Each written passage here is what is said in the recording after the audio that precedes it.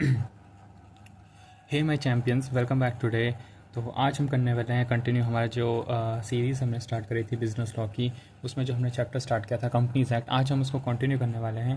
तो आज मैं आपके लिए लेकर के आया हूँ बेसिकली जो आपके मॉड्यूल है, मैं आपको ये दिखाना चाहता हूँ दैट हम मॉड्यूल को फॉलो कर रहे हैं एंड सारे कॉन्सेप्ट जो हम क्लियर कर रहे हैं साथ साथ। तो मैं सबसे पहले जो हम कर चुके हैं वो चीज़ आपको दिखा देता हूँ, उसके बाद हम टॉपिक में मूव करेंगे। तो सबसे पहले that I want to show you guys is that सबसे पहले आ जाता है हमारा कंपनीज एक्ट की मीनिंग। जो कि कंपनीज एक्ट की मीनिंग थी वो हम कंप्लीट कर चुके हैं, ठीक है। Now what comes next is features of the company. Features of the company मैंने आपको 5 फीचर्स करवाए थे, उसमें से वही है मेन फीचर्स। उसमें से पहला फीचर था separate legal entity, second perpetual succession, limited liability, artificial juridical person, juridical person, and एक मैंने आपको कराया था कॉमन सील वाला फीचर, कॉमन सील वाला फीचर करवाया था आपको। तो ये चीज़ भी हम कर चुके हैं, फीचर्स ऑफ अ कंपनी वाला टॉपिक भी कर चुके हैं। देन हमारा नेक्स्ट आ जाता था, ये सारे आप अगर देख पा रहे हो तो इसमें पेज में भी 5.4 ये सारे फीचर्स दिए हैं। देन हमारा आता है 5.5 पेज कॉर्पोरेट व्हील थ्योरी। तो बेसिकली इसमें ये करवाया था कॉर्पोरेट व्हील क्या होता है, salmon versus salmon company limited वाला केस भी मैं आपको करवा चुका हूँ। तो ये सारी चीज़ थी। नेक्स्ट टॉपिक जो इसमें था वो था, I don't know if you guys can see this और not, lifting of corporate veil वाला टॉपिक।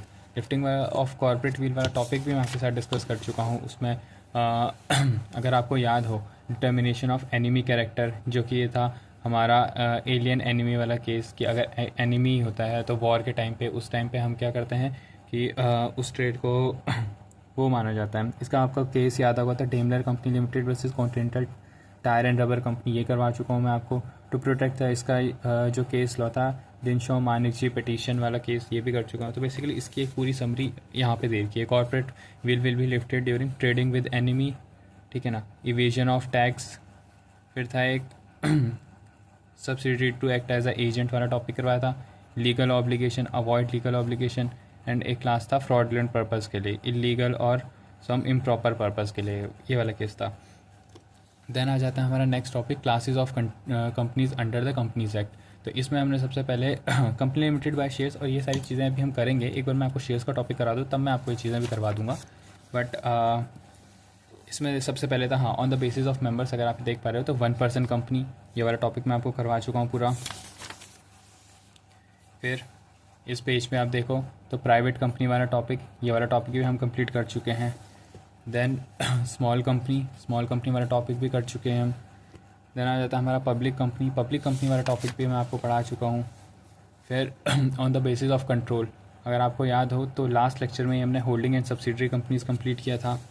देन आ जाता है हमारा एसोसिएट कंपनी, ये वाला टॉपिक भी हम कंप्लीट कर चुके हैं। और आप अगर एक्चुअल में देखो तो मैंने कहीं ना कहीं इसी से पढ़ाया आपको आपको मैंने लास्ट टाइम ये भी बता दिया था टोटल शेयर कैपिटल में paid up equity share capital और कन्वर्टेबल प्रेफरेंस शेयर्स होते हैं। मैंने आपको बता दिया सिग्निफिकेंट इन्फ्लुएंस क्या होता है, 20% के अराउंड, ये वाली चीज़ें मैं आपको लिखवा चुका हूँ नोट्स में। तो मैं समराइज फॉर्म में दिखाया आपको सारे नोट्स। एंड गवर्नमेंट कंपनी वाला कॉन्सेप्ट करा चुका हूँ मैं आपको। फिर ये आ जाता है हमारा फॉरेन कंपनी। तो देखो अगर आपको याद हो तो गवर्नमेंट कंपनी मैंने बताया था कि 51% शेयर्स अगर सेंट्रल गवर्नमेंट के लिए रखी है, या कोई एक स्टेट गवर्नमेंट है, या मल्टीपल स्टेट गवर्नमेंट्स ने, या तो central government and state government ने मिलकर के लिए हो, तो दैट मैंने आपको कराया था। गवर्नमेंट कंपनी वाला पूरा कंप्लीट करा चुका हूँ। फॉरेन कंपनी कंप्लीट करा चुका हूँ। अभी आ जाता है हमारा सेक्शन 8 कंपनी। आपको याद है तो इसके ऊपर सेपरेट एक वीडियो बनाई हुई है, पूरा लेक्चर बनाया हुआ है। तो सेक्शन 8 कंपनी मैंने आपको बहुत डिटेल में करवाया है। Next company is dormant company. Last lecture में हमने डोरमेंट कंपनी को भी डिस्कस कर लिया था। और ये निधि कंपनी बेसिकली इसी लेक्चर में आपको अभी करा देता हूँ। निधि कंपनी और पब्लिक फाइनेंशियल, तो बेसिकली ये कुछ नहीं है, ज़्यादा कुछ नहीं है। निधि कंपनी बेसिकली क्या होता है, एनबीएफसी की तरह होता है, नॉन बैंकिंग फाइनेंशियल। इनका ऑब्जेक्टिव क्या होता है, इससे क्वेश्चन बनता नहीं है बट फिर भी बता देता हूँ। इसका बेसिकली ऑब्जेक्ट क्या होता है, अर्निंग को प्रमोट करना, ठीक है।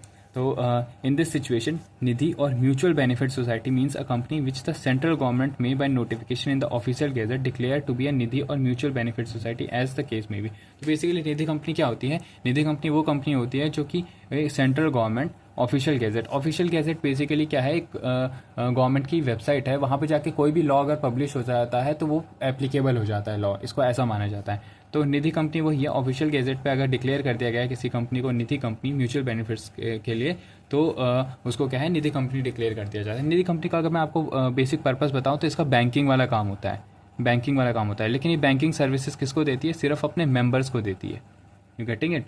निधि कंपनी का काम क्या होता है, बैंकिंग वाला काम होता है, लेंड करती है, ठीक है, और लोन प्रोवाइड करती है और डिपॉजिट्स एक्सेप्ट करती है, वही सारी चीज़ें करती है, बट ये सिर्फ अपने मेंबर्स को सर्विसेज प्रोवाइड करती है। पब्लिक फाइनेंशियल इंस्टीट्यूशंस की बेसिकली इसको आपको याद रखना है कि किसी भी जो सेंट्रल गवर्नमेंट होती है ना, वही क्या करती है, किसी भी इंस्टीट्यूशन को पब्लिक फाइनेंशियल इंस्टीट्यूशन कहती है। और इसके लिए दो कंडीशंस हैं जो फुलफिल करनी पड़ती है। सबसे पहले constituted by under any central और स्टेट एक्ट। देखो, जैसे अगर आपको पब्लिक फाइनेंशियल इंस्टीट्यूशन का एग्जांपल दूँ तो LIC जो हो जाता है, ठीक है, तो LIC आपको पता है कि establish under life insurance corporation act. तो LIC के लिए एक अलग से एक्ट है जो LIC को गवर्न कर रहा है। वैसे ही यूनिट ट्रस्ट ऑफ इंडिया, तो ये भी क्या है, सेपरेट एक्ट के अंदर क्या है, रजिस्टर्ड है, इसको सेपरेट एक्ट गवर्न कर रहा है। तो वही होता है। अब जैसे other institutions as may be notified by central government in consultations with the Reserve Bank of India. तो बेसिकली पब्लिक फाइनेंशियल इंस्टीट्यूशन का भी यही काम होता है, क्या करता है कि सर्विसेज प्रोवाइड करता है, लॉन्ग टर्म सर्विसेज प्रोवाइड करता है। जैसे LIC आपको पता है लॉन्ग टर्म ग्रोथ और उसकी सर्विसेज प्रोवाइड करता है। अब कंडीशंस क्या है कि institution to be notified as PFI, public financial, ये आप याद रख सकते हो।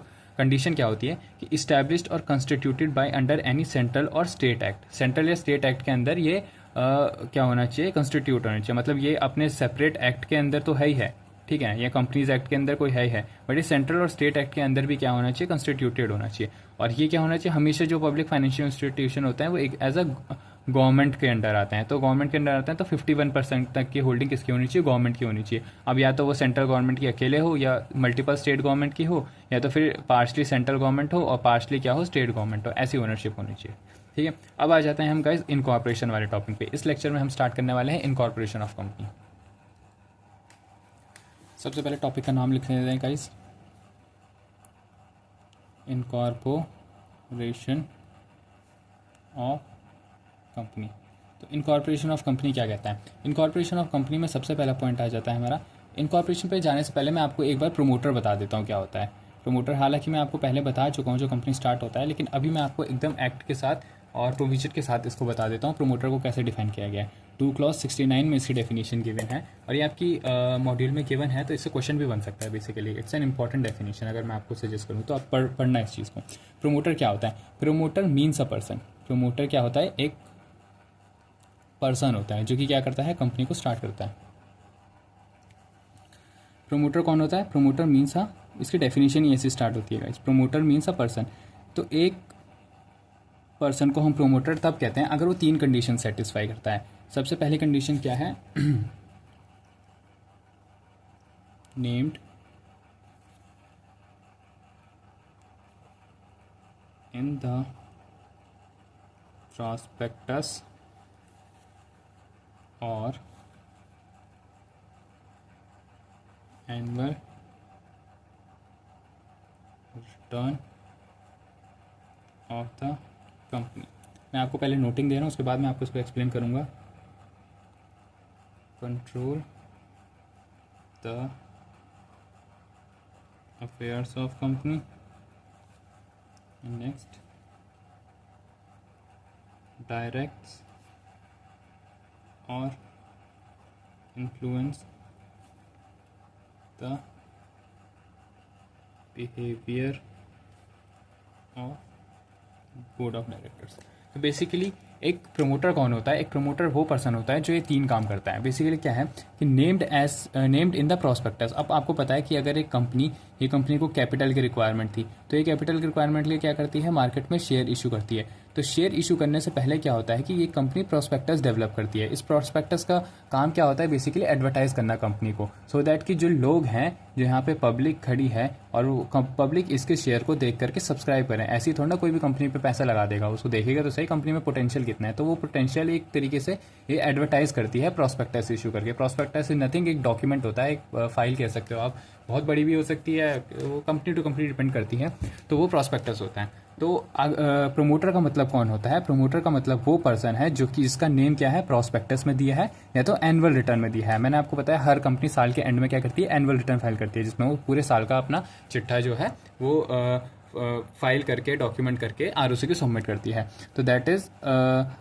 Annual return. अब इस केस में हमें क्या कह रहा है कि प्रमोटर मतलब वो पर्सन जिसका नाम प्रॉस्पेक्टस में हो और एनुअल रिटर्न्स में हो, जो क्या है, कंट्रोल करता हो अफेयर्स ऑफ द कंपनी को, तो ऑब्वियस थिंग है। एंड जो डायरेक्ट करता है और इन्फ्लुएंस करता है क्या, behaviour of board of directors, यानी जो कंपनी है, कंपनी के बोर्ड ऑफ डायरेक्टर्स जो हैं, ये क्योंकि आपको पता है बोर्ड ऑफ डायरेक्टर्स से क्या है, कंपनी से काम करवाते हैं। तो अगर कोई पर्सन जो बोर्ड ऑफ डायरेक्टर का ही डिसीजन इन्फ्लुएंस कर रहा है या उनके एक्शंस को इन्फ्लुएंस कर रहा है, डायरेक्ट कर रहा है, उनको बता रहा है कि ये काम करो, तो उसको क्या कंसीडर कर दिया जाएगा, प्रमोटर कंसीडर कर दिया जाएगा। तो ये डेफिनेशन याद रखना हमेशा। प्रमोटर का मतलब क्या है, एक पर्सन जो कि 3 काम करता है, जिसका जैसे आपको बताया, आप अगर दिल्ली के स्टूडेंट हो तो दिल्ली में आपको बताया एमसीडी काम करती है ना, म्यूनिसिपल कॉरपोरेशन ऑफ दिल्ली। तो इसको ऐसे याद रख सकते हो, ये है एन, सी और डी। तो named as in the prospectus और एनुअल रिटर्न। सी मतलब कंट्रोल करता है अफेयर्स ऑफ द कंपनी को, एंड डी डायरेक्ट करता है बोर्ड ऑफ डायरेक्टर्स को। This is NCD. ये मेरे सर ने मेरे को कॉन्सेप्ट बताया था, तो यू कैन लर्न, मतलब आप याद रखने के लिए रख सकते हो इसे। अब हम डायरेक्ट चलते हैं इनकॉर्पोरेशन ऑफ द कंपनी पे। इसकी हेडिंग लिख देते हैं।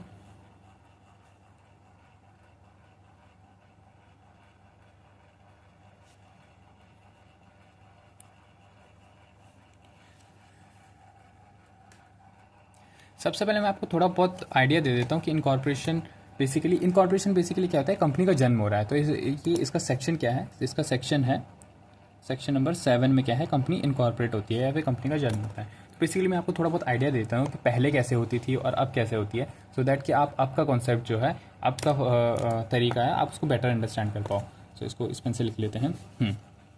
तो पास्ट में क्या होता था, अगर किसी भी पर्सन को कंपनी इनकॉर्पोरेट करनी थी तो उसके लिए क्या होते थे, 2 फॉर्म होते थे। सबसे पहला फॉर्म कौन सा होता था, INC 32 करके एक फॉर्म होता था। ये किसके लिए होता था, ये होता था रजिस्ट्रेशन के लिए, ओके गाइज। INC 32। अब मैंने आपको बताया ना कि कंपनी एक्ट में 12 चैप्टर्स हैं, तो हर चैप्टर में जो भी फॉर्म है, हर चैप्टर अलग अलग चीज़ का है। जैसे चैप्टर नंबर 2 है इनकॉर्पोरेशन के लिए, ठीक है। चैप्टर नंबर 7 है मैनेजमेंट के लिए, फिर शायद चैप्टर नंबर 8 है जो है डायरेक्टर्स के लिए रिलेटेड है कुछ। तो हर चैप्टर के बेस पे जो भी फॉर्म आते हैं, जैसे अब मैंने आपको बताया चैप्टर 2 किसका है, इनकॉर्पोरेशन का है। तो इनकॉर्पोरेशन में कंपनी को इनकॉर्पोरेट करने के लिए क्या है, फॉर्म यूज़ होंगे, कि डिफरेंट फॉर्म्स। तो उन फॉर्म्स का नाम ही उनके चैप्टर पे बेस पे रखा हुआ है। जैसे इनकॉर्पोरेशन चैप्टर का जो भी फॉर्म होगा इनकॉर्पोरेशन चैप्टर में, उसका फॉर्म का नाम INC से स्टार्ट होगा, INC से, ठीक है। अब जैसे मैंने आपको बताया चैप्टर नंबर 7 है मैनेजमेंट से रिलेटेड, तो उस चैप्टर में स्टार्ट होता है सारे फॉर्म्स MGT से। MGT 7 जैसे आपको फाइल करना होता है एनुअल रिटर्न्स, तो आई गेस वो MGT 7 और 7A 1% कंपनी, उसके लिए ऐसा होता है कि चैप्टर के नाम से फॉर्म नंबर रखे गए हैं। तो वैसी इनकॉर्पोरेशन के लिए क्या था, फॉर्म नंबर यूज होता था INC 32 पास्ट में। ये INC 32 किस लिए होता था, रजिस्ट्रेशन के लिए होता था।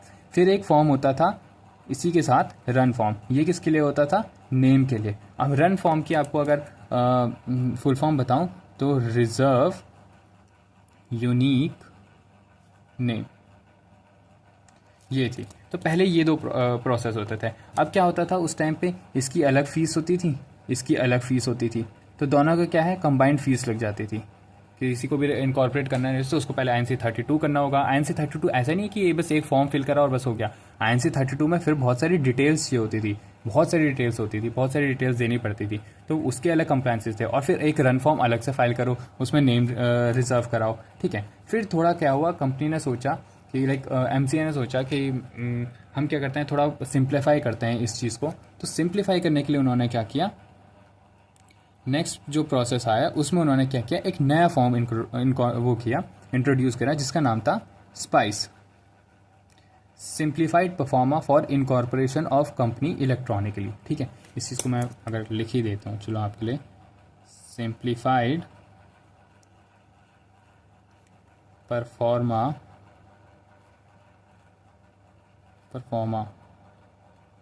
I don't know spelling guys, e आता है, पे आ रहा है, आप चेक कर लें इसको। Pro forma for incorporation of company electronically, ये था, स्पाइस करके फॉर्म आया था। तो इसका भी पर्पस क्या था, रजिस्ट्रेशन का। लेकिन स्टिल इसमें क्या था, एक रन फॉर्म जो था, रिजर्व यूनिक नेम, ये नेम के लिए क्या करना पड़ता था, फिर भी फाइल करना ही पड़ता था। तो फिर कंपनी एमसीए ने सोचा कि यार इसकी अलग फ़ीस होगी, इसकी अलग फ़ीस होगी। तो फिर भी जो वो था इनकॉर्पोरेट करने का प्रोसेस था, वो इतना सिंप्लीफाइड नहीं था। कहीं ना कहीं यूज़र्स को अभी भी दिक्कत आ रही थी, दो फॉर्म करना पड़ता था। अब स्पाइस फॉर्म, इसका बेनिफिट ये था कि बहुत सारी सर्विसेज को वो कर देता था, मर्ज कर देता था। लाइक ये जो वो है, सेंट्रल गवर्नमेंट के 3 डिपार्टमेंट्स हैं, उसको मर्ज कर देता था, मतलब एक कंबाइंड सर्विस प्रोवाइड कर देता है। जैसे ये 3 डिपार्टमेंट जो सेंट्रल गवर्नमेंट के हैं, सबसे पहले है मिनिस्ट्री ऑफ कॉर्पोरेट अफेयर्स, ठीक है, और मिनिस्ट्री ऑफ लेबर, और क्या कौन सा है, मिनिस्ट्री ऑफ फाइनेंस, ठीक है। इसको मैं आपको डिटेल में लिखवा दूंगा, वैसे आपके काम का नहीं है, बट फिर भी आपका अंडरस्टैंडिंग के लिए।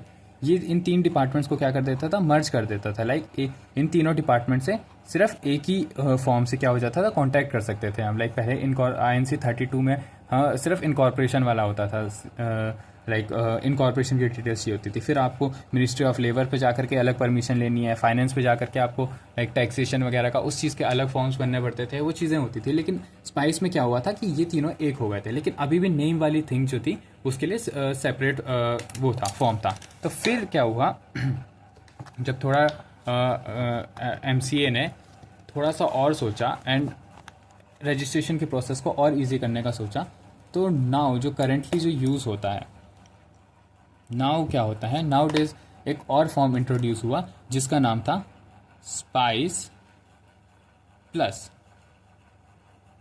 अब सिर्फ ये यूज़ होता है।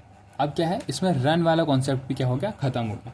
अब प्रेजेंटली सिर्फ स्पाइस फॉर्म यूज़ होता है। अब स्पाइस फॉर्म भी जो है वो सारी सर्विसेज प्रोवाइड करता है। वो क्या करता है, ये मिनिस्ट्री ऑफ कॉर्पोरेट अफेयर्स, ये तो स्पाइस का है ही है, प्लस इसमें क्या था एक्स्ट्रा बेनिफिट, दैट ये रजिस्ट्रेशन तो करता ही था, रजिस्ट्रेशन के साथ साथ नेम रिजर्व भी कर देता था। नेम रिजर्व वाला भी काम था। अब जो यहाँ पे अलग अलग फीस देनी पड़ रही थी दोनों फॉर्म्स की, वो एक ही फॉर्म से हो जा रहा है। लाइक सबसे पहले तो तीनों मिनिस्ट्री से परमिशन साथ में ली जा रही है, कॉन्टैक्ट हो जा रहा है, प्लस नेम भी रिजर्व हो रहा है। तो ये बहुत ही ज़्यादा सिंप्लीफाइड है, सिंप्लीफाइड है। इसका नाम भी वही है, simplified pro forma for incorporation of company electronically, this is plus plus डाल दिया बिकॉज ये स्पाइस में एक और एडिशन है रन फॉर्म का। अब इसमें नेम भी इसी से रिजर्व हो जाता है। ये है अगर कंपनी इनकॉर्पोरेट हो रही है, तो लाइक अगर फ्रेश इनकॉर्पोरेट हो रही है तो डायरेक्ट स्पाइस फॉर्म भरे, उसी से क्या हो जाएगा, रजिस्ट्रेशन भी हो जाएगा और नेम रिजर्व भी हो जाएगा। लेकिन अगर कंपनी को बाद में कंपनी इनकॉर्पोरेट हो चुकी है, फिर उसको अपना नेम मतलब अभी ये वाला फॉर्म और ये वाला फॉर्म जो है लाइक वो एग्जिस्टेंस में नहीं है। INC 32 और ये स्पाइस फॉर्म ये क्या है, उसमें नहीं है।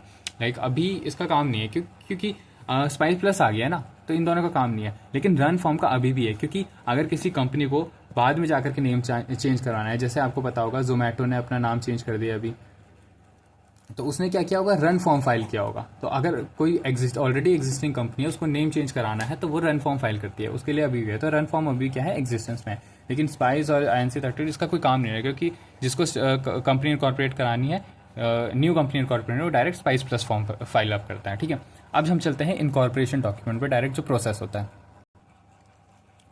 तो इनकॉर्पोरेशन ऑफ कंपनी जो है सेक्शन 7 में डिफाइंड है। लेकिन उस पर जाने से पहले गाइस मैं आपको एक बार फॉर्मेशन ऑफ कंपनी के बारे में थोड़ा बता देता हूँ, बिकॉज ये वाला सेक्शन भी आपकी मॉड्यूल में हिट किया गया है थोड़ा सा, तो उसको भी बता देता हूँ, जो कि है सेक्शन नंबर 3। तो सेक्शन नंबर 3 बेसिकली क्या कहता है, ये थोड़ा बहुत छोटे मोटे प्रोविजंस है कंपनीज को लेकर के, एक फॉर्मेशन को लेकर के, एक वही है प्रोविजन। ये क्या कहता है कि अ कंपनी शैल बी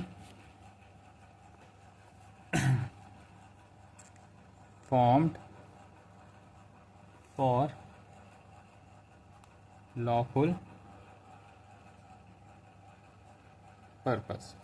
और इसमें थोड़ा बहुत क्या दिया हुआ है हमें, पब्लिक कंपनी लिमिट्स दे रखी है, private company and 1 person company. ये बता रखा है कि मिनिमम कितने नंबर मेंबर्स चाहिए होते हैं। तो इसके लिए 7 चाहिए होते हैं, आपको पता है इसके लिए 2 चाहिए होते हैं, 1 पर्सन कंपनी के लिए 1 चाहिए। इसमें आपको पता है मैक्सिमम नो लिमिट है, प्राइवेट कंपनी की कितनी लिमिट है, लास्ट टाइम मैंने आपको प्राइवेट कंपनी कराया था तब बताया था, इसकी है 200 मेंबर्स की, ठीक है, और 1% की तो मैक्सिमम लिमिट ही बनी है। तो बस यही चीज़ें हैं बेसिकली कि किसी अगर पर्सन को, जैसे प्रोमोटर को, पर्सन आप कौन है, प्रोमोटर, तो प्रोमोटर इज द वन जो कंपनी को स्टार्ट करता है। तो अगर प्रोमोटर को अगर कंपनी बनानी है तो सबसे पहले वो देखेगा कंपनी का क्या होना चाहिए, लॉफुल पर्पज होना चाहिए सेक्शन 3 को कंप्लाई करते हुए, और फिर देखेगा, चूज़ करेगा कि उसको कौन से टाइप की कंपनी ओपन करनी है, पब्लिक कंपनी, प्राइवेट कंपनी या ओपीसी।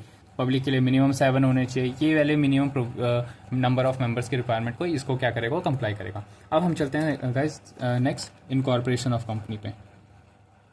इनकॉर्पोरेशन ऑफ कंपनी जो कि आ जाता है सेक्शन नंबर 7 में।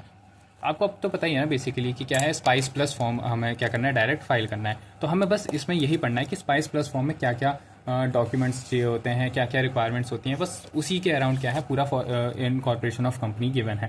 मैं आपको बिल्कुल एक सीक्वेंस में कराऊंगा, आपको बहुत अच्छे से समझ आ जाएगा, और मेरी समझ से आपको फिर ऐसे याद करने की भी ज़रूरत नहीं पड़ेगी, लाइक का स्टोरी तो आपको याद हो ही जाएगा। तो फर्स्ट आपको क्या करना पड़ता है, आपको क्या करना पड़ता है, filing of document and info to the registrar.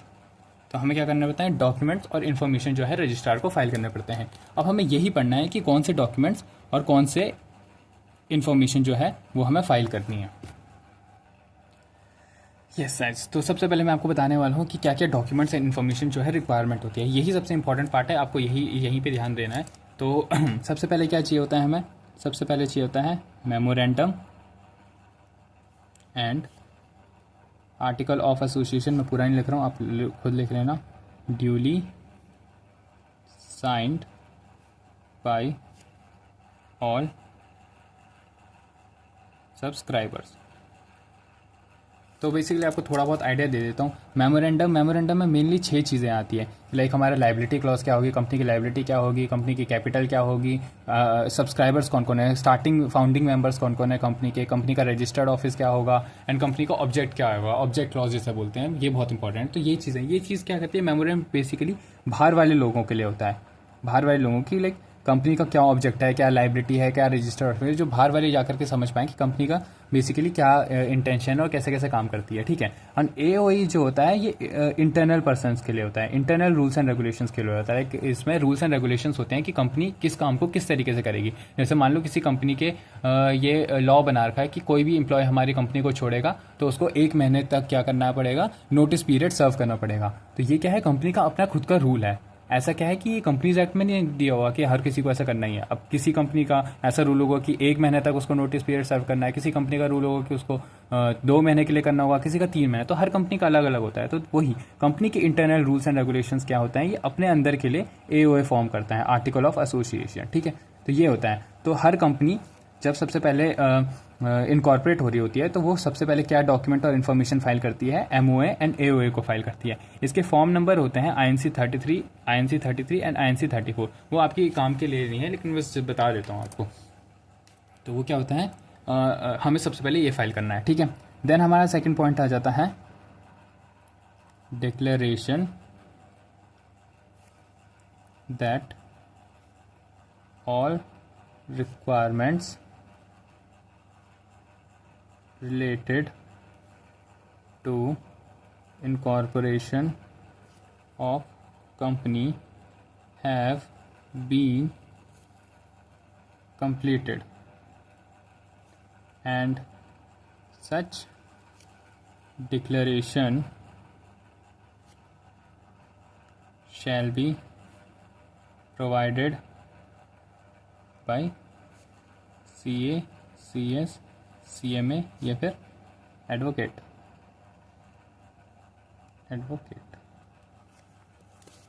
Okay guys, तो इसमें बेसिकली आप समझ ही गए होंगे, इसको एक्सप्लेन करने की जरूरत नहीं है। एक डिक्लेरेशन होता है बेसिकली, एक फॉर्म जैसा, एक लाइक क्या कह सकते हैं इसको, एक लेटर टाइप का होता है। इसमें क्या है, एक डिक्लेरेशन लिखता है। कौन लिख सकता है, CS, CS, CMA, एडवोकेट में से कोई भी एक लिख सकता है। ये लिखेगा, वो अपने साइन करके, अपने साइन यहाँ पे करेगा, सिग्नेचर करेगा और बोलेगा कि जितनी भी रिक्वायरमेंट्स थी related to incorporation of company वो क्या है, इस जो भी पर्सन प्रमोटर है इस कंपनी को फॉर्म कर रहा है वो सारी रिक्वायरमेंट्स क्या है फुलफिल कर दी गई हैं, और मैंने जो कि CS CMS एडवोकेट में से कुछ भी हो सकता है, और मैंने इस चीज़ को क्या कर दिया है वेरीफाई कर लिया है, तो उसके नाम से डिक्लेरेशन जाएगी। ओके गाइस, इसका फॉर्म नंबर होता है INC 8, जो कि आपके काम का नहीं है but still.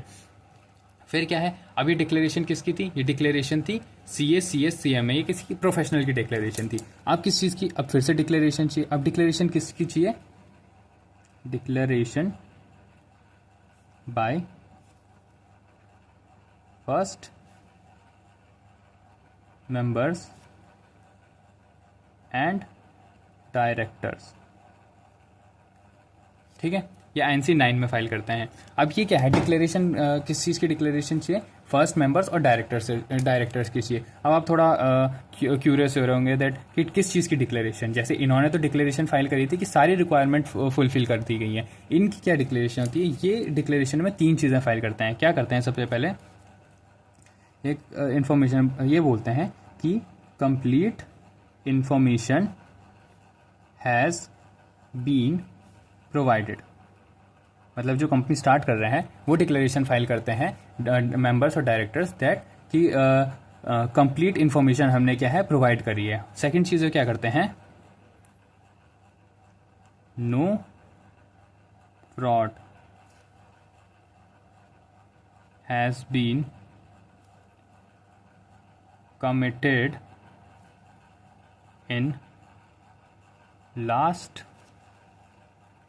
5 years relating to promotion, formation and management of company। इसको अगर देख पा रहे हो तो गाइस एक सेकंड में बताएं देना।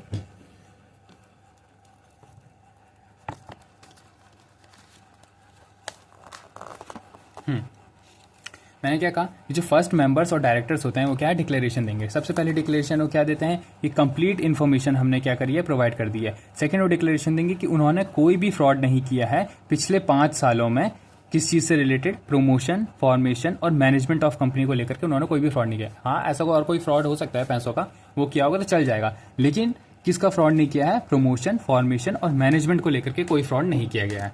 थर्ड डिक्लेरेशन वो किस चीज़ को देते हैं? offense has not been committed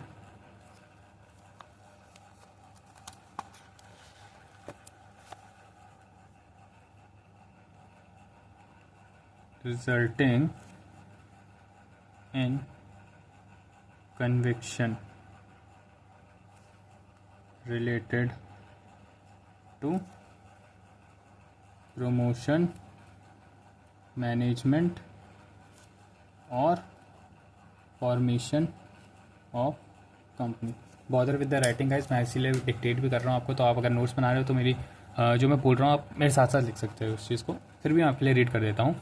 तो मैंने आपको क्या पढ़ाया दैट फर्स्ट मेंबर्स क्या है और डायरेक्टर्स क्या है डिक्लेरेशन फाइल करेंगे 3 चीज़ों को लेकर के। सबसे पहले क्या, कंप्लीट इन्फॉर्मेशन फाइल कर दी है, इसको C नाम दे देते हैं कि कंप्लीट इन्फॉर्मेशन फाइल करती है। सेकंड क्या है कि no fraud has been committed, और किस चीज़ से रिलेटेड? पिछले 5 सालों में कोई भी फ्रॉड नहीं किया है, किस चीज़ को लेकर के? प्रमोशन, फॉर्मेशन और मैनेजमेंट ऑफ कंपनी को लेकर के, तो इसका नाम दे देते हैं F। ठीक है, एंड नेक्स्ट क्या है कि offence has not been committed. Offence has not been committed resulting in conviction. Conviction basically क्या होता है? सजा होना, लाइक जेल जाना बेसिकली। ठीक है, रिलेटिंग टू प्रमोशन, मैनेजमेंट और फ्रॉड ऑफ द कंपनी। तो क्या कह रहा है ये यही कहना चाह रहा है कि कोई फ्रॉड नहीं किया है, और सेकंड की कोई कन्विक्शन नहीं हुआ, लाइक कोई ऐसा मेंबर नहीं है जिसको क्या है कन्विक्शन हो रखी है, लाइक उसको सजा हो रखी है किस चीज़ को लेकर के? प्रमोशन, मैनेजमेंट और फॉर्मेशन। लाइक ये तो क्या था 5 साल का था कि पिछले 5 साल में कोई फ्रॉड नहीं किया है, ये तो बिल्कुल लाइफ टाइम का हो गया कि आपके फर्स्ट मेंबर्स में से ये सारे मेंबर्स क्या है डिक्लेरेशन देंगे कि उन्होंने क्या नहीं किया है।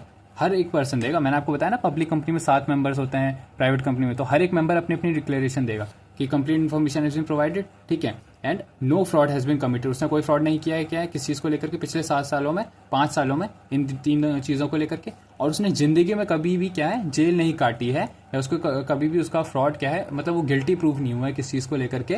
Promotion, management and formation of company को लेकर के उसको क्या है, सज़ा नहीं हुई है, कन्विक्शन नहीं हुई है, उसने कोई ऑफेंस नहीं किया है, ठीक है। ये चीज़ थी। तो सबसे पहले मैंने आपको बताया कि डॉक्यूमेंट फाइल करने में सबसे पहले डॉक्यूमेंट क्या होता है, memorandum and article of association file करना है। सेकंड, डिक्लेरेशन फाइल करना है किसकी, CA की। थर्ड क्या है, फिर से डिक्लेरेशन फाइल करनी है, लेकिन इस बार डिक्लेरेशन कौन फाइल करेगा, फर्स्ट मेंबर्स एंड डायरेक्टर्स करेंगे। और क्या डिक्लेरेशन फाइल करेंगे, वो ये CFO वाली डिक्लेरेशन फाइल करेंगे। गाइज इसको बहुत अच्छे से याद करना क्योंकि इसके ऊपर सेपरेट केस स्टडी बन सकती है। मैं आपको पूरा एक ही में करवा रहा हूँ सो दैट कि आप पूरी स्टोरी की तरह कनेक्ट कर सकें, लेकिन आपकी मॉड्यूल में ब्रेक करके दिए हुए हैं चीज़ें, तो इसलिए इस चीज़ को बहुत अच्छे से पढ़ना। मैं तो कहूँगा आप ये नोट्स भी याद करके जाओगे तब भी आपका काम चल जाएगा, बस इसमें वो कीवर्ड्स हैं जो आप एग्जाम में लिख सकते हो, ठीक है। तो हमने तीन डॉक्यूमेंट दे दिए हैं। फोर्थ डॉक्यूमेंट हमें क्या करना है, आपको नेक्स्ट पेज पे लेके चलता हूँ। फोर्थ डॉक्यूमेंट आपको जो फाइल करना है वो क्या करना है, address for correspondence until registered office is established। अब आपको पता है गाइस, हर कंपनी को स्टार्ट करने के लिए, इनकॉर्पोरेट करने के लिए क्या एक हर कंपनी को चलाने के लिए क्या चाहिए, एक एड्रेस चाहिए, क्या है उसको बोलते हैं रजिस्टर्ड ऑफिस। तो हर कंपनी के लिए क्या चाहिए होता है, एक रजिस्टर्ड ऑफिस चाहिए होता है। तो जब तक ये रजिस्टर्ड ऑफिस क्या है इस्टेब्लिश नहीं हो जाता है, तब तक के लिए क्या है, एक करस्पॉन्डेंस के लिए एक एड्रेस हमें क्या देना पड़ता है, लाइक एड्रेस देना पड़ता है, जिसमें कि क्या होती हैं सारी नोटिफिकेशंस एंड ऑल कंपनी को क्या है रिसीव होती हैं। मतलब टेम्परेरी एक एड्रेस देना पड़ता है हमें उसमें इनकॉर्पोरेट करते हुए, जब तक कि क्या है एक रजिस्टर्ड ऑफिस स्टैब्लिश नहीं हो जाता। मान लो एक कंपनी अभी रजिस्टर्ड ऑफिस ढूंढ रहे हैं, अंडर कंस्ट्रक्शन है, कुछ भी है, तो तब तक के लिए क्या करना है, एक करस्पॉन्डेंस एड्रेस हमें क्या है कंपनी को मतलब इनकॉर्पोरेशन के टाइम पे फाइल करना है, ठीक है। नेक्स्ट रिक्वायरमेंट क्या होती है, नेक्स्ट डॉक्यूमेंट जो हमें फाइल करना है वो क्या है, इसको मैं शॉर्ट करके लिखा देता हूँ आपको, details of first subscribers of MOA। अब बेसिकली गाइज डिटेल्स में क्या क्या डिटेल्स आ जाती हैं, जैसे उसमें आ जाता है नेम, सरनेम, ठीक है, इनका नेशनैलिटी आ जाता है, ईमेल्स वगैरह, ये सारी चीज़ें आ जाती है। तो बेसिकली क्या है, डिटेल्स ऑफ हमें क्या लिखना है, फर्स्ट सब्सक्राइबर्स, जो भी MOA के फर्स्ट सब्सक्राइबर्स हैं उनके लिए क्या लिखना है, उनकी डिटेल्स हमें प्रोवाइड करनी है। फिर नेक्स्ट जो हमारा डॉक्यूमेंट आ जाता है, इसमें नेक्स्ट डॉक्यूमेंट जो हमें फाइल करना है वो है details of first directors of company basically. और इसमें इसमें भी डिटेल्स में वही सारी details, name, surname, nationality, email ID. इसमें एक और चीज़ आ जाती है डायरेक्टर्स का डिन नंबर, जिसको बोलते हैं डायरेक्टर आइडेंटिफिकेशन नंबर। तो बेसिकली अगर आपको किसी भी कंपनी में जाना है, किसी भी कंपनी में डायरेक्टर बनना है ना, तो आपके पास डिन नंबर होना चाहिए। डिन इज डायरेक्टर आइडेंटिफिकेशन नंबर। आपको कभी भी किसी भी कंपनी में डायरेक्टर बनना है तो आपके पास क्या होना चाहिए, डिन नंबर होना चाहिए, डायरेक्टर आइडेंटिफिकेशन नंबर आपके पास क्या होना चाहिए, कंपलसरी होना चाहिए। अगर आपके पास नहीं है तो सबसे पहले आप फॉर्म DIR 3 करके फाइल करो एंड उससे क्या हो जाएगा, आपको डिन नंबर अलॉट हो जाएगा। फिर आप किसी कंपनी में डायरेक्टर बनना है तो अपना डिन नंबर दो एंड आप कंपनी में क्या बन सकते हो, डायरेक्टर बन सकते हो। तो बेसिकली ये सारी चीज़ें थी क्या, एज अ डॉक्यूमेंट जो आपको कंपनी को देनी थी। आपको एक बार क्विक रिवीजन करवा देता हूँ इस चीज़ की, कौन कौन से डॉक्यूमेंट्स थे। सबसे पहले था मेमोरेंडम एंड इसमें यहीं पे लिख देता हूँ मैं आपके लिए एक बार इसको फिर से। सबसे पहले क्या रिक्वायरमेंट थी आपके लिए, MOA and AOA। Okay guys, ये फर्स्ट रिक्वायरमेंट थी। सेकंड रिक्वायरमेंट क्या थी, डिक्लेरेशन। थर्ड रिक्वायरमेंट क्या थी, डिक्लेरेशन, दोबारा से डिक्लेरेशन। तो ये वाली डिक्लेरेशन थी प्रोफेशनल्स की, मैं एक ही वर्ड लिख रहा हूँ प्रोफेशनल, आपको पता है CA, CS, CMA और एडवोकेट। ये डिक्लेरेशन किस चीज़ की थी, फर्स्ट मेंबर एंड डायरेक्टर्स की थी। अब ये डिक्लेरेशन में इसमें क्या डिक्लेरेशन था, इस डिक्लेरेशन का मतलब था कि सारी कंप्लाइंसेस क्या है फॉलो कर दिए गए हैं। इस डिक्लेरेशन में क्या था, 3 चीज़ें थी, इसका नाम था CFO। तो सी में से क्या है, कंप्लीट इन्फॉर्मेशन प्रोवाइड करी है। एफ क्या है कि कोई भी फ्रॉड कंडक्ट नहीं किया गया है रिलेटिंग टू प्रमोशन, फॉर्मेशन और मैनेजमेंट ऑफ द कंपनी पिछले 5 सालों में, ठीक है। और इस ओ से क्या है कि कोई भी कन्विक्शन नहीं हुआ है, कोई भी ऑफेंस नहीं किया गया है related to promotion formation and management of the company, ठीक है। ये चीज़ें थी। फिर अब क्या था, आपको सबमिट करना है address for correspondence until registered office establish. आपको एड्रेस वो करना है जब तक कि रजिस्टर्ड ऑफिस आपका स्टैब्लिश नहीं हो जाता। फिर आपको details of first subscribers of MOA करना है। फिर आपको क्या है, details of first directors of company करना है, ठीक है। अब डिटेल्स में क्या आ जाता है, इसमें name, surname, nationality, email ID और बाकी सारी डिटेल्स, ठीक है। एड्रेस वगैरह आ जाता है। और डायरेक्टर वाले केस में क्या आ जाता है, डायरेक्टर आइडेंटिफिकेशन नंबर आ जाता है, ठीक है। अगर आपके पास, आप डायरेक्टर आइडेंटिफिकेशन का पर्पस क्या है, बेसिकली आप किसी भी कंपनी में डायरेक्टर बनना है तो आपको क्या चाहिए होता है, डिन नंबर चाहिए होता है। अब ये सब काम होने के बाद आपको मैं एक बार इसको वेरीफाई करवा देता हूँ मॉड्यूल से भी। जो मॉड्यूल में लिखा है हमने वही लैंग्वेज पढ़ी है, हमने कुछ एक्स्ट्रा नहीं पढ़ा है।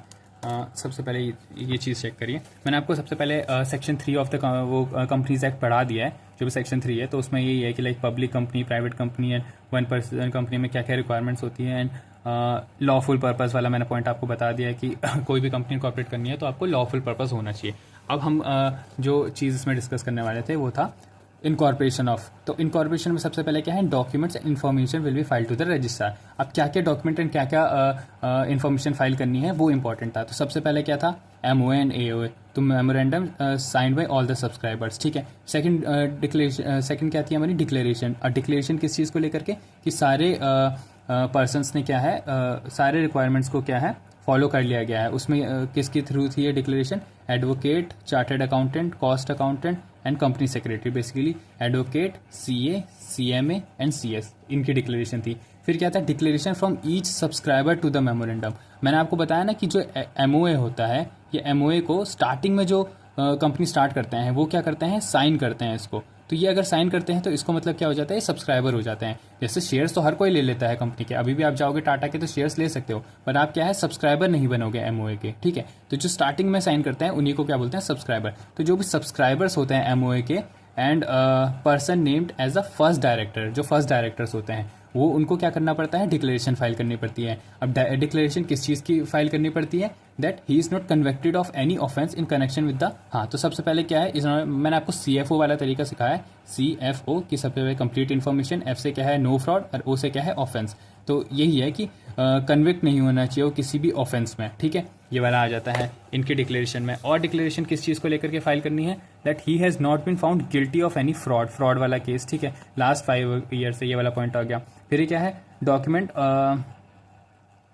करेक्ट एंड कंप्लीट इन्फॉर्मेशन, ठीक है, जो भी है कंप्लीट इन्फॉर्मेशन वाला आ जाता है। फिर आ जाता है एड्रेस फॉर करस्पॉन्डेंस, वाला पॉइंट कर लिया। फिर particulars, name, surname, family names, ठीक है, रेजिडेंशियल एड्रेस, नेशनैलिटी, मैंने क्या कहा था, details of the every subscriber, ठीक है। फिर डिटेल्स ऑफ एवरी, बेसिकली आपको मैं बता देता हूँ, जो एमओए होता है उसको साइन करते हैं मेंबर्स या फिर सब्सक्राइबर। जो एओए होता है उसको साइन करते हैं डायरेक्टर्स, बेसिकली। तो यही है कि सबसे पहले जो हर सब्सक्राइबर होता है मेमोरेंडम का, वो क्या करता है, अपने उसके पर्टिकुलर्स को देना है। फिर जितने भी डायरेक्टर्स हैं उसके पर्टिकुलर को देना है। इसमें आपको यहाँ पे दिख भी रहा होगा डायरेक्टर आइडेंटिफिकेशन नंबर, ये भी क्या है, इंपॉर्टेंट होता है, ठीक है। ये सारी चीज़ें, ये सारे डॉक्यूमेंट्स हमको देने पड़ते हैं, ठीक है। फिर इसके बाद क्या होता है, अगर ये सारे डॉक्यूमेंट देने के बाद सबसे पहले क्या होता है, issue of certificate of incorporation on registration. इस चीज़ को मैं आपको पहले नोट्स में लिखवा देता हूँ, उसके बाद इस चीज़ को हम क्या करते हैं, बुक से भी एक बार गो थ्रू करेंगे।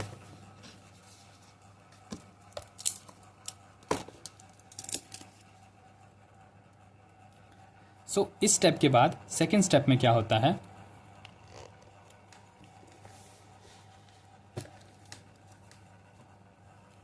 द रजिस्ट्रार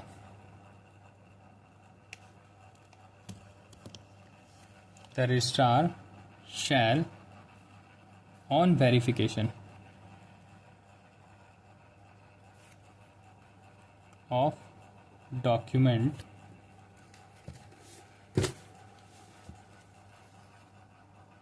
provided ग्रांट करेगा क्या,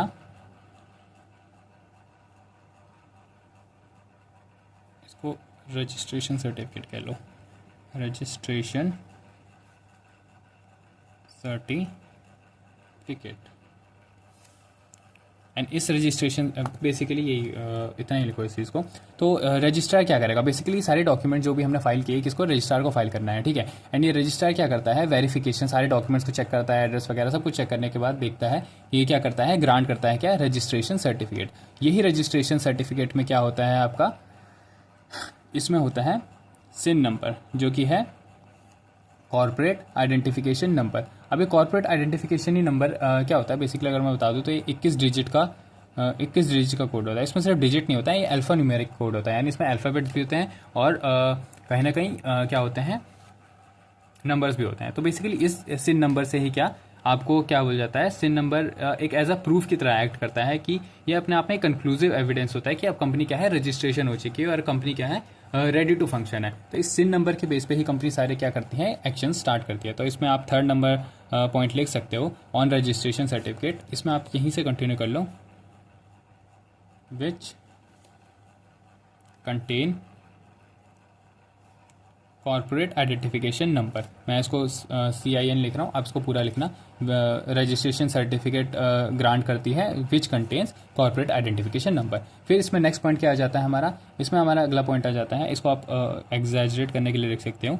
तो corporate identification number is a proof, या फिर क्या कह सकते हो, कंक्लूसिव एविडेंस। कंक्लूसिव एविडेंस यानी अपने आप में एक कंक्लूसिव एविडेंस है, इसको प्रूव करने के लिए कोई एक्स्ट्रा एविडेंस की जरूरत नहीं है। Evidence of companies registration, company के रजिस्ट्रेशन का क्या है, यह है कंक्लूसिव एविडेंस। अगर रजिस्ट्रार ने ये सिन नंबर दे दिया, इसका मतलब आपकी कंपनी अब क्या हो गई है, इनकॉर्पोरेट हो गई है, एक तरीके से रजिस्टर हो गई है।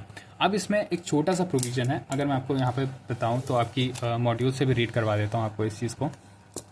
क्या अभी तक हमने पढ़ा था that issue of certificate incorporation, ठीक है। तो register on the basis of documents and information file shall register all the documents and information in the register and issue a certificate of incorporation. तो उसने क्या है, एक इनकॉर्पोरेशन सर्टिफिकेट को क्या कर दिया है, इशू कर दिया है।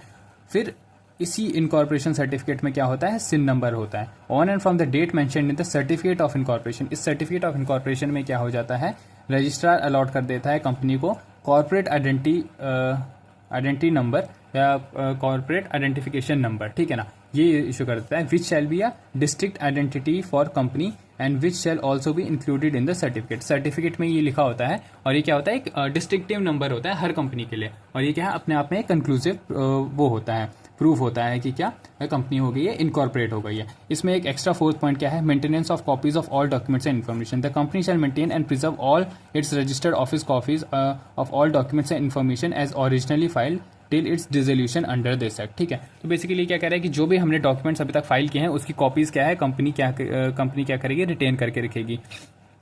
अब ये वाला फिफ्थ और सिक्स पॉइंट है जो कि एक थोड़ा इंपॉर्टेंट कॉन्सेप्ट है, इसको मैं आपको नोट से करवा देता हूँ, उसके बाद आपको इसमें भी रीडिंग दे दूंगा। तो यहाँ पे क्या हो जाता है, अगर मैं आपको मार्क करके दूँ तो यहाँ पे इन 4 स्टेप में क्या है, कंपनी हो गई है इनकॉर्पोरेट। मैंने आपको 3 स्टेप में करा दिया। सबसे पहले क्या है कि इन्फॉर्मेशन फाइल करनी है, क्या क्या इन्फॉर्मेशन, क्या क्या डॉक्यूमेंट फाइल करना है, वो आपको इंपॉर्टेंट है, वो याद रखना ही है। सेकंड क्या है कि रजिस्ट्रार सारे डॉक्यूमेंट्स चेक करने के बाद क्या दे देगा, रजिस्ट्रेशन सर्टिफिकेट दे देगा। फिर इसके बाद थर्ड पॉइंट में क्या लिखना है आपको कि रजिस्ट्रेशन सर्टिफिकेट में क्या होगा, कॉर्पोरेट आइडेंटिफिकेशन नंबर होगा, जो कि क्या होगा, अपने आप में कंक्लूसिव एविडेंस होगा कि कंपनी क्या है, रजिस्टर हो गई है। फिर एक फोर्थ पॉइंट आपको एक्स्ट्रा ऐड करना है, तो आप लिख सकते हो कि कंपनी जो है अपनी जितनी भी डॉक्यूमेंट्स उसने सबमिट करे हैं ROC को, उसकी क्या है, कॉपी मेंटेन करके रखेगी। अब क्या है, अब इसमें एक फर्दर प्रोविजन आ जाता है, उस चीज़ को मैं आपको नोट्स पे लेकर के चलता हूँ। तो बेसिकली गाइस क्या अभी तक हमने क्या पढ़ा, देखो जैसे कंपनी को क्या है, मैंने आपको बताया ना डिफरेंट टाइप के वो चाहिए होते हैं, डॉक्यूमेंट्स चाहिए होते हैं। तो उस डॉक्यूमेंट्स में क्या है, सबसे पहले कि आपको बहुत सारी इन्फॉर्मेशन देनी पड़ती है। तो अब वही है कि अगर जो इन्फॉर्मेशन है वो कंपनी ने गलत दे दी है, तो इसमें आपको मैं चार्ट के फॉर्म में करा देता हूँ। कंपनी सबमिटेड रॉन्ग इन्फॉर्मेशन, इस चीज़ से केस स्टडी बन सकती है गाइस, तो इसको प्लीज़ अच्छे से करना। मैं अभी आपके लिए प्रॉपर अच्छे से नोट्स बना करके दे देता हूँ सो दैट आप पढ़ पाओ इसको। कंपनी ने क्या किया है, रॉन्ग इन्फॉर्मेशन सबमिट की है। तो अगर ये रॉन्ग इन्फॉर्मेशन सबमिट करी है तो इसके 2 केसेस हो सकते हैं कि कंपनी क्या है, ROC has found a false statement during registration. And इसमें क्या है, ROC found false statement after providing CIN या फिर रजिस्ट्रेशन सर्टिफिकेट। अच्छी राइटिंग में लिखना गाइस इनको। तो दो केसेस हुए हैं गाइस। क्या हुआ है आपको मैं इसको थोड़ा सा एक्सप्लेन कर देता हूँ कि क्या है, कंपनी ने क्या है रॉन्ग इन्फॉर्मेशन सबमिट करी है। जो भी अभी तक डॉक्यूमेंट है उसमें से कुछ डॉक्यूमेंट में क्या है गलत इन्फॉर्मेशन गई है। अब उस डॉक्यूमेंट में गलत इन्फॉर्मेशन है। अब ROC को ये पता चल गया कि क्या है फॉल्स स्टेटमेंट है, कुछ गलत स्टेटमेंट है ड्यूरिंग द रजिस्ट्रेशन, यानी कि अभी रजिस्ट्रेशन प्रोसेस चल ही रहा था। तो यानी कि जो CIN नंबर है और जो रजिस्ट्रेशन सर्टिफिकेट है वो अभी तक इशू नहीं हुआ है। ठीक है, तो अगर ROC को इस टाइम पे पता चल गया, और अगर क्या है कि ROC को पता चल गया फॉल्स स्टेटमेंट और CIN नंबर मतलब फॉल्स स्टेटमेंट है कब, CIN नंबर प्रोवाइड करने के बाद, after providing the CIN number और रजिस्ट्रेशन सर्टिफिकेट। मतलब अब क्या है कंपनी इनकॉर्पोरेट हो चुकी है, रजिस्टर हो चुकी है और कंपनी ने अपना काम स्टार्ट कर दिया है। काम स्टार्ट करने के बाद अगर कंपनी को मतलब ROC को पता चलता है तो तब क्या प्रोविजन लगते हैं, और इसमें इस टाइम पे पता चलता है तब क्या प्रोविजन लगता है, हमको ये पढ़ना है। तो सबसे पहले हम पढ़ते हैं कि अब कंपनी को ड्यूरिंग द रजिस्ट्रेशन पता चल गया है, तो सबसे पहले क्या करेगी कंपनी, आपको भी पता है कैंसिल करेगी, क्या कैंसिल द रजिस्ट्रेशन प्रोसेस। भाई जो भी रजिस्ट्रेशन प्रोसेस स्टार्ट हुआ था उस चीज़ को क्या कर दो, कैंसिल कर दो। ठीक है, सेकंड थिंग क्या करनी चाहिए कंपनी को, जो भी ऑफिसर इन डिफॉल्ट है shall be punishable under section 447। मैंने आपको बताया था ना 447 की क्या एक पेनल्टी है, ये पेनल्टी का सेक्शन है कंपनीज एक्ट का। इसमें क्या है 3 से 10 साल की जेल है एंड और भी पेनल्टी है, तो उस पर नहीं जा रहे हैं। तो बेसिकली यही क्या है, तो क्या है कैंसिल कर देगी रजिस्ट्रेशन प्रोसेस को और ऑफिसर इन डिफॉल्ट को पनिशेबल हो जाएगा अंडर सेक्शन 447। लेकिन अब क्या है कंपनी स्टार्ट हो चुकी है, तो ये क्या है एक बहुत ज़्यादा सीरियस मैटर है कि अब कंपनी स्टार्ट हो चुकी है। तो इसमें सबसे पहले क्या करेगी, इसमें कंपनी दो चीज़ करेगी।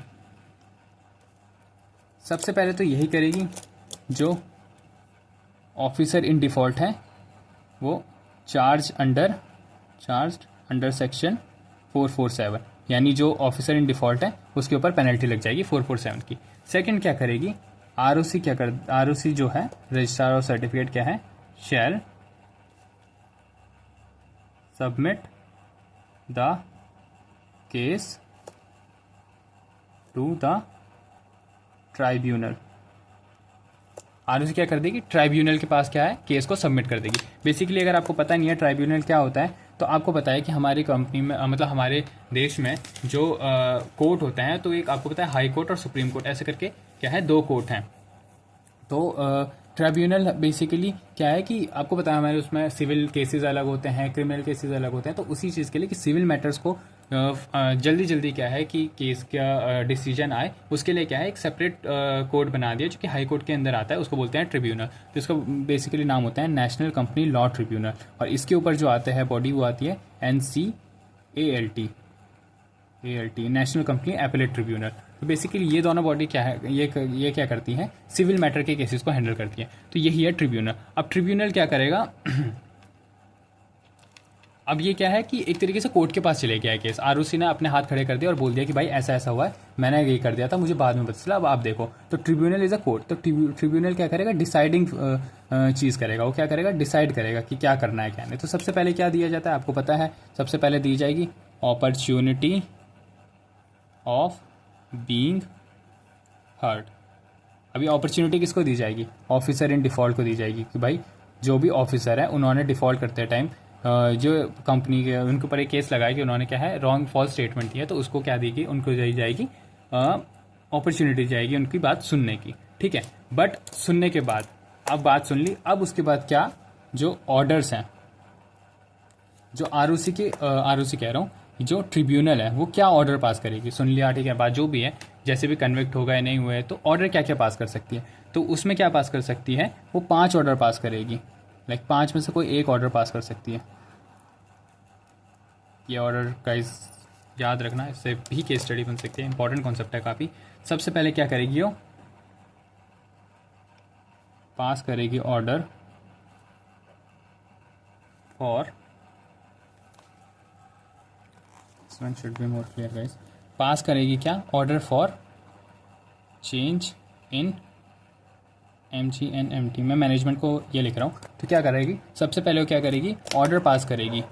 पास ऑर्डर करेगी किसके लिए, चेंज इन द मैनेजमेंट, मतलब जो भी करंट मैनेजमेंट है उसका ऑर्डर क्या, उसको चेंज, उस मैनेजमेंट का क्या करेगी, उस मैनेजमेंट को चेंज करेगी। ठीक है, इस चीज़ के लिए ऑर्डर पास करेगी, और ये ऑर्डर्स पे कंप्लाई करना ही पड़ेगा, नहीं तो फिर ट्रिब्यूनल कोई और स्ट्रिक्ट ऑप्शन ले सकता है, वो वाइंड अप कर देगा कंपनी को। ठीक है, या तो वो क्या कर सकती है, डायरेक्ट करेगी liability of company to be unlimited.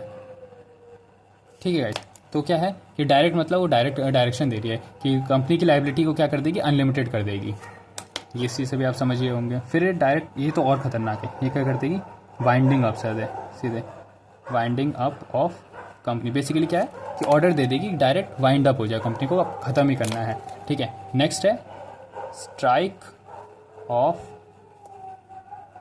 Name of company. Basically क्या है, कंपनी का नेम उड़ा देगी। स्ट्राइक ऑफ नेम मतलब जो कंपनी ने नेम रजिस्टर किया था, जो नेम से रजिस्टर होते हैं, वो नेम ही हटा देगी। अब जो ये कंपनी जो ऑलरेडी एग्जिस्ट है उसको फिर से क्या है, रन फॉर्म फाइल करना पड़ेगा एंड फिर से नेम रिजर्व कराना। Basically it will be a new company. ठीक है, तो अगर कोई पेटी एक्सपेंस मतलब कोई फॉल्स स्टेट में कोई छोटी मोटी गलती है, तो उस टाइम पे ये चीज़ डिसीजन दे सकते हैं। मतलब इन पांचों में से कोई एक ऑर्डर देगी वो, जो उस ट्रिब्यूनल को सही लगेगा। और लास्ट हमने एक ऐसी छोड़ रखा है जो कि देर का है कि any order which may deem fit, which it may deem fit। तो बेसिकली कोई भी ऑर्डर पास कर सकती है जो उसको फिट लगता है। ठीक है, तो ये वाला ऑर्डर पास करेगी जो ट्रिब्यूनल होता है। तो बेसिकली यही था हमारे इनकॉर्पोरेशन में। अब मैं आपको इसको एक बार मॉड्यूल से भी गो थ्रू करवा देता हूँ। दीज आर द पॉइंट्स जो मैं आपको कह रहा था।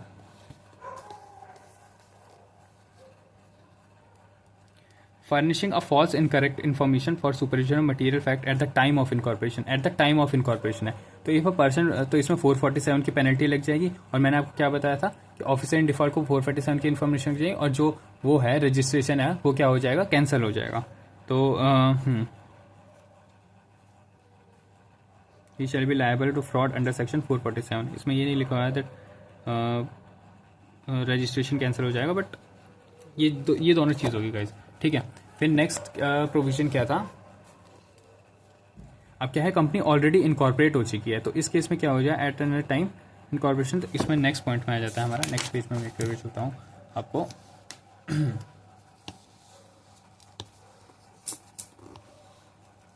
I hope you can see this order of the tribunal. कि क्या है, सबसे पहले तो वही कि जो ऑफिसर इन डिफॉल्ट है उसको 447 की पेनल्टी लग जाएगी, और आरओसी क्या कर देगी, अपना केस किसको दे देगी, ट्रिब्यूनल को दे देगी। और ट्रिब्यूनल क्या है, ऑर्डर पास करेगा कि क्या क्या ऑर्डर पास कर सकता है, पास ऑर्डर एज इट में think fit for regulation of management of the company including changes. ठीक है, तो चेंजेस इन द मैनेजमेंट का वो कर सकती है, या फिर उसके मैनेजमेंट में चेंजेस, या तो उसके MO एंड AO में चेंजेस कर सकती है। ठीक है, फिर direct that liability of the members भी अनलिमिटेड लाइबिलिटी कर सकती है। फिर क्या कर सकती है, removal of the name of the company from the registrar, name strike off name कर सकती है, pass an order for wind up of company कर सकती है। और क्या है, इट मे डीम फिट, कोई भी ऐसा ऑर्डर, एनी पास सच ऑर्डर, मतलब कोई भी ऑर्डर ऐसा पास कर सकती है जो उसको क्या लगता है, सही लगता है। ठीक है, ये लिखा आपका spice form simplified performer for incorporating the company। The Ministry of Corporate Affairs has taken various initiative for ease of business। ease of business के लिए लेकर के आए थे, in a step towards easy setting up of business। MCA has